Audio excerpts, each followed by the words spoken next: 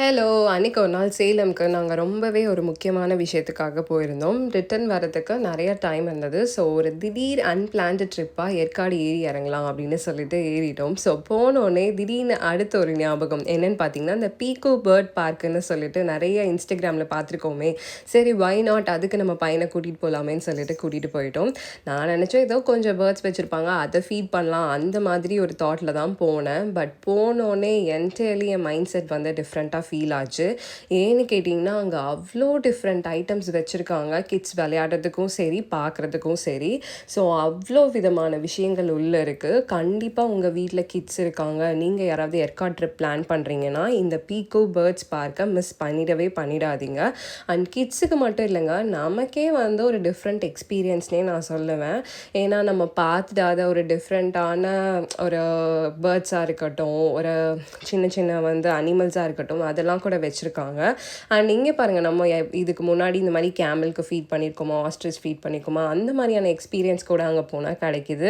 நான்லாம் என் லைஃப்லேயே இது வரைக்கும் காக்காய்க்கு மட்டும்தான் சோறு வச்சுருக்கேன். ஸோ எனக்கு அன்றைக்கி ரொம்பவே ஜாலியாக இருந்தது இந்த மாதிரி ஃபீட் பண்ணதெல்லாம். அண்ட் என் பையன் சொல்லவே வேணாம், எல்லாத்தையும் செம்மையாக என்ஜாய் பண்ணிகிட்டு இருந்தார். அண்ட் அந்த இடமே பார்த்திங்கன்னா ஒரு பீஸ் அண்ட் காமாக இருந்தது. அண்ட் அன்றைக்கி எங்களுக்கு ஏற்ற மாதிரி வெதரும் ரொம்ப ஃபேவரபுளாக இருந்துச்சுங்க. செம்ம கிளைமேட்டு. ஸோ செம்ம காற்று, சூப்பராக என்ஜாய் பண்ணோம். ஸோ ஃபைனலி அந்த பேர்ட்ஸ் கேஜ்குள்ளே போயிட்டோம். அண்ட் அங்கே பார்த்தீங்கன்னா எங்களுக்கு கொஞ்சம் பதட்டமாகவே இருந்தது. ஏன்னா பேர்ட்ஸ் அவ்வளோ இருக்குங்க, அதெல்லாம் பறந்துக்கிட்டே இருக்குது. அதுவும் அது பறக்கும்போது அந்த சிறை கடிக்குதா, அந்த ரெக்கைக்கு அதுக்கும் அந்த சவுண்டுக்கு அதுக்கும் நமக்கு தலையில் வந்துடுமா மேலே வந்துடுமான்ட்டு பதட்டம் இருந்துகிட்டே இருந்துச்சு. ஆனால் இங்கே குட்டி வந்து பதறவே இல்லை. எந்த பறவையை கொஞ்சலாம், எந்த பறவைக்கு சாப்பாடு கொடுக்கலாம் பிடிக்கலான்ற மாதிரியே சுற்றிட்டு இருந்தான். அவன் செம்மையாக என்ஜாய் பண்ணான். எங்களுக்கு அவனை பார்த்து ஆச்சரியமாக இருந்தது. எவ்வளோ பொறுமையாக அழகாக ஒன்று ஒன்றா ஊட்டுறான், ஏதோ குழந்தைக்கு ஊட்டுற மாதிரி. ஸோ அவன் இதெல்லாம் பண்ணுறத பார்க்கும்போது எனக்கெல்லாம் ரொம்பவே ஹாப்பியாக இருந்தது. எப்படி இருக்கான் இந்த வயசுலன்ற மாதிரி ஃபீல் ஆச்சு. நான்லாம் ஒன்று கூட தொடணும்னு நினைக்கல, ஃபுட்டு கொடுக்கணும்னு நினைக்கல.